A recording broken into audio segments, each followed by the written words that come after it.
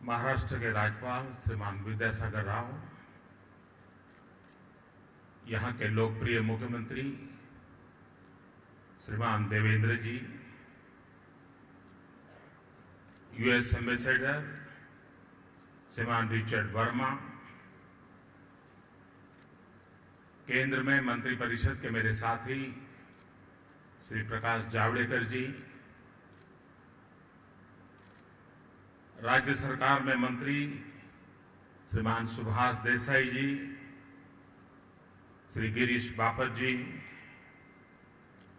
यहाँ के सांसद श्रीमान धनराव पाटिल जी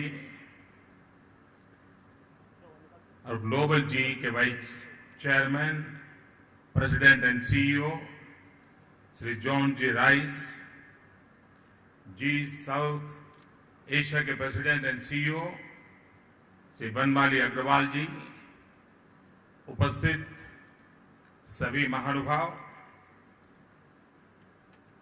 उन्होंने आग्रह किया था कि पुणे में हमारा यूनिट का एक्सपांशन हुआ है, आप आइए। आज वैसे भी मेरा महाराष्ट्र आना था,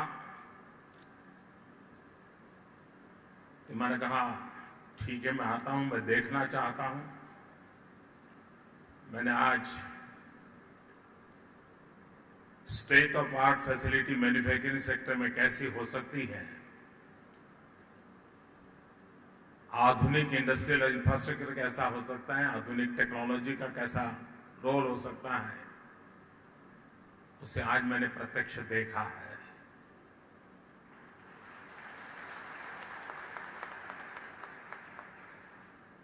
मैं जी को बहुत बहुत बधाई देता हूं कि उन्होंने अमेरिका के बाद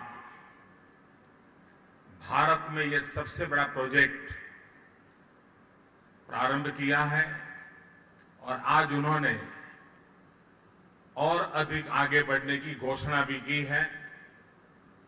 मेक इन इंडिया के हमारे मिशन में आप ये घोषणा अवश्य एक नई ताकत के रूप में उभरेगी। मैं आपको बहुत बहुत बधाई देता हूं और मैं आपको विश्वास दिलाता हूं कि विकास के क्षेत्र में भारत के नौजवानों को रोजगार देने के क्षेत्र में, औद्योगिक विकास के क्षेत्र में मेरा सबको निमंत्रण है कि आइए, भारत में विकास की अपार संभावनाएं हैं और भारत के विकास में आपका विकास भी जुड़ा हुआ है। और आज ग्लोबल इकोनॉमी के जमाने में, कॉम्पिटिटिव वर्ल्ड के जमाने में, मैं दुनिया के उद्योगकारों को विश्वास दिलाता हूं कि भारत एक ऐसी उर्वरा भूमि है, यहां एक ऐसा टैलेंटेड यूथ है कि आप यहां का मैन्युफैक्चरिंग कॉम्पिटिटिव वर्ल्ड के अंदर पूरी ताकत के साथ आप खड़े रह सकते हैं, आगे बढ़ सकते हैं और अधिक आगे बढ़ने की संभावनाओं को वहां पर शिलान्यास कर सकते हैं। इतनी संभावनाएं इस देश में पड़ी हुई है। पिछले दिनों पूरे विश्व में भारत की तेज गति से हो रहे आर्थिक विकास की चर्चा हुई है। हम लंबे अरसे से सुनते थे कि 21वीं सदी एशिया की सदी, लेकिन बाद में सुई हिंदुस्तान तक पहुंचती नहीं थी, कहीं न कहीं इधर उधर अटक जाती थी। लेकिन पिछले कुछ महीनों में एक के बाद एक जो निर्णय हुए हैं, जो इनिशिएटिव लिए गए हैं, जिस क्लैरिटी के साथ, विजन के साथ हम आगे बढ़ रहे हैं, आज दुनिया जो 21वीं सदी एशिया की सदी सोच रहा है, अब उनकी सुई हिंदुस्तान की तरफ मोड़ चुकी है। और मुझे विश्वास है 21वीं सदी एशिया की सदी हो, उसमें भारत की अहम भूमिका होगी, ये मैं साफ देख रहा हूं। मैन्युफैक्चरिंग सेक्टर में हम और अधिक आगे बढ़ना चाहते हैं।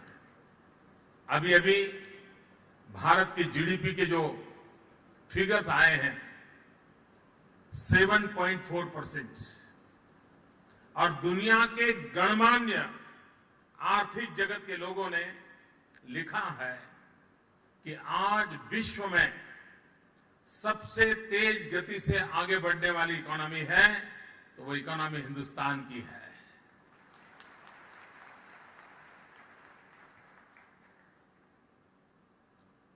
इसको हमें और आगे बढ़ाना है, इसको हमें सस्टेन करना है और उसको करने के लिए हम तीनों क्षेत्रों पे बल दे रहे हैं, manufacturing, agriculture and service sector. Manufacture में भारत में अपार संभावनाएं पड़ी है। हमारे पास डेमोग्राफिक डिविडेंड है। 65% पॉपुलेशन 35 से नीचे की एक ग्रुप की है। जिस देश के पास इतना युवा धन हो वो देश हिंदुस्तान को धनवान बनाने में कभी भी पीछे नहीं रह सकता है। ये ताकत हिंदुस्तान के युवा धन में है। और मैं ये देख रहा हूं, अगर विश्व के धन को भारत में आकर्षित करना है तो भारत का युवा धन एक बहुत बड़ी मैग्नेटिक पावर को लेकर के बैठा हुआ है। हमारी युवा धन का मैग्नेटिक पावर विश्व के धन को भारत में खींचने के लिए पूरा सामर्थ्यवान है। और इसलिए विकास के केंद्र बिंदु में हमने हमारे देश के युवा को रखा है। जॉब क्रिएशन हो, जॉब क्रिएशन के लिए ह्यूमन रिसोर्स डेवलपमेंट हो, ह्यूमन रिसोर्स डेवलपमेंट में स्किल डेवलपमेंट पे बल दिया जाए और स्किल डेवलपमेंट के लिए एक अलग सरकार में मंत्रालय बनाया पहली बार, जो पूरी तरह भारत की युवा शक्ति के स्किल डेवलपमेंट पे बल देगा। और मैं मानता हूं भारत का स्किल मैन पावर पूरे विश्व को आकर्षित करने की भी एक बहुत बड़ी ताकत रख सकता है। हमारे पास टैलेंट है और मैं मानता हूं कि भारत के नौजवानों के पास वो टैलेंट है जो दुनिया की टेक्नोलॉजी को आकर्षित करने की ताकत रखती है। दुनिया इस बात को जानकर के हैरान हो गया। एक हॉलीवुड की फिल्म बनाने में जितना खर्चा लगता है उससे कम खर्चे में हिंदुस्तान के युवा टैलेंट ने मार्स ऑर्बिट पर हमारा मंगलयान भेजा।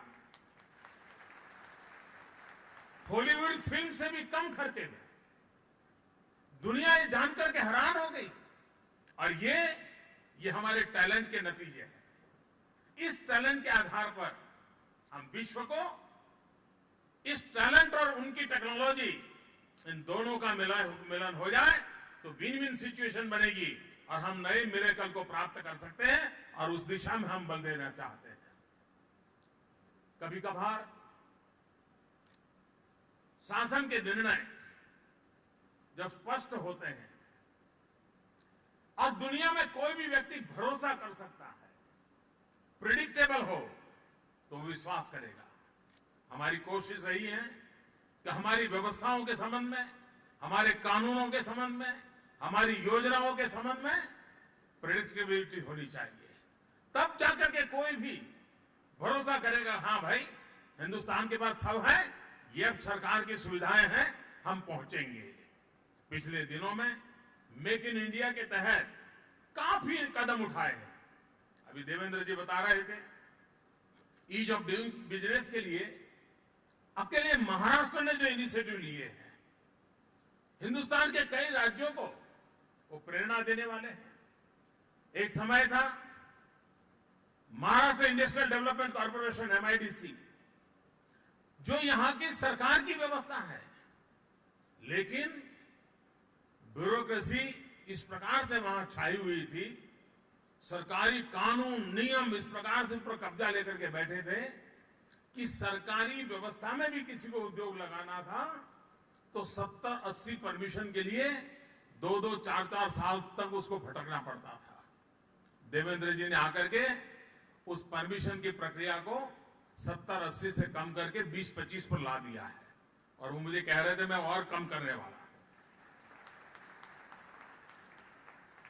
मैं अभी प्रेसिडेंट ओबामा जब आए थे तो हिंदुस्तान के और अमेरिका के सीईओ की एक मीटिंग थी, तो उसमें मुझे हॉस्पिटैलिटी इंडस्ट्री की तरफ से उनके एक प्रतिनिधि ने वहां वक्तव्य दिया। उन्होंने कहा साहब हम हिंदुस्तान में आना चाहते हैं, हम नई नई होटल्स करना चाहते हैं, यहां के टूरिज्म को बढ़ावा मिले हम करना चाहते हैं, लेकिन अगर मैं एक होटल बनानी है तो 110 से ज्यादा हमें परमिशन लेनी पड़ती है।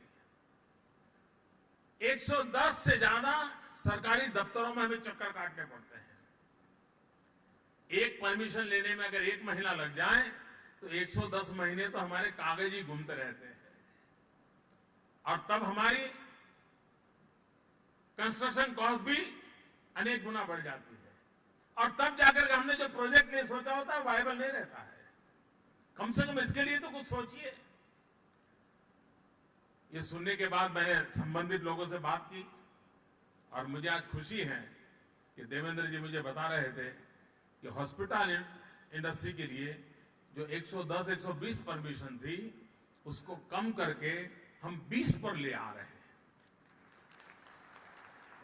गुड गवर्नेंस ये डेवलपमेंट की गारंटी होता है।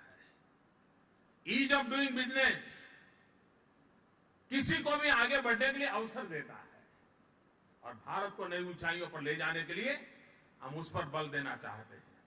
आने वाले दिनों में औद्योगिक विकास में हम नई ऊंचाइयों को पार करें। जी के मित्र मैं भी पूछ देख रहा था, मैंने उनसे कहा कि हमारे यहां विकास की कल्पना जल, थल और नभ तीनों को लेकर के होती है। हमने कहा आप थल में तो है, नभ में भी है, लेकिन जल में नजर नहीं आ रहे हैं। भारत में शिप बिल्डिंग इंडस्ट्री की बहुत बड़ी संभावनाएं पड़ी है। इतना बड़ा समुद्री तट है, स्टील मैन्युफैक्चरिंग होता है, विपुल मात्रा में स्किल्ड मैन पावर है। अगर हम शिपिंग के इंजन बनाने की दिशा में अगर तेज गति से आगे बढ़ते हैं तो शिप बिल्डिंग की भी संभावनाएं बनती हैं और अगर हमारे समुद्र तट के सभी राज्यों के नौजवानों को रोजगार की नई ताकत मिलती है। और दूसरा मैंने इनसे कहा है कि आप यहां पर से कंपोनेंट बनाते हैं, पार्ट बनाते हैं और फाइनल प्रोडक्ट बाहर बनता है।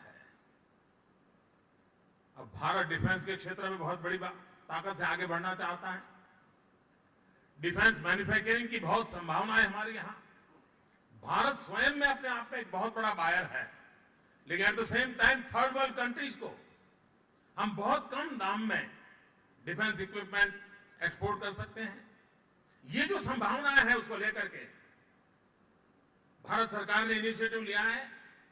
डिफेंस मैन्युफैक्चरिंग में 49% एफडीआई के लिए हमने निर्णय किया है। जी के पास वो संभावनाएं पड़ी हैं, वो उसमें आगे आए और भी डिफेंस के क्षेत्र में काम करने वाले लोगों को हम लाना चाहते हैं। पुणे एक प्रकार से एजुकेशन का भी हब बना हुआ है। वहां के इंजीनियरिंग कॉलेज में डिफेंस रिलेटेड इंजीनियरिंग के कोर्सेज शुरू हो ताकि अच्छा मैन पावर तैयार हो। डिफेंस मैन्युफैक्चरिंग के लोग पुणे के आसपास आए और यहां की जो इंजीनियरिंग कैपेबिलिटी है, इन दिनों एक प्रकार से पुणे डेट्रॉइट ऑफ इंडिया के रूप में उभर रहा है। वहां इंजीनियरिंग कैपेसिटी है, इसको हम किस प्रकार से आगे बढ़ाएं, और ये अगर हम आगे बढ़ाते हैं तो आने वाले दिनों में मुझे विश्वास है कि हम डिफेंस के क्षेत्र में बहुत आगे बढ़ सकते हैं। रेलवे, यहां लोकोमोटिव का काम हो रहा है, लेकिन हम चाहते हैं कि भारत रेलवे में सेल्फ सफिशिएंट बने, हमारी रेलवे टेक्नोलॉजी में हम अपग्रेड हो, हम रेलवे को विस्तार भी करें, रेलवे की स्पीड भी बढ़ाएं और रेलवे सिर्फ यातायात का साधन नहीं, रेलवे भारत की इकोनॉमी का ड्राइविंग फोर्स बन सकती है। उस रूप में रेलवे इंफ्रास्ट्रक्चर को ले जाया जा सकता है। उसके मैन्युफैक्चरिंग के लिए भी बहुत सारी संभावनाएं पड़ी हैं, उसको भी बल देने का प्रयास हम करना चाहते हैं। और मैं ये विश्वास से कहता हूं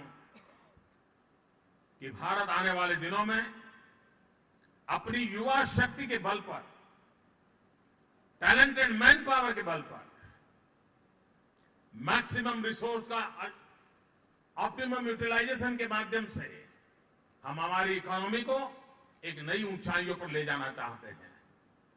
और मुझे विश्वास है, चाहे इंफ्रास्ट्रक्चर का क्षेत्र हो, चाहे मैन्युफैक्चरिंग का क्षेत्र, हम फेज 2 पर पहुंचना चाहेंगे और ग्लोबल कॉम्पिटिटिवनेस में हम आगे बढ़ पाएं, उस दिशा में जाएंगे तो भारत का नौजवान विश्व में आर्थिक विकास की दुनिया में अपनी एक अहम भूमिका निभा सकता है।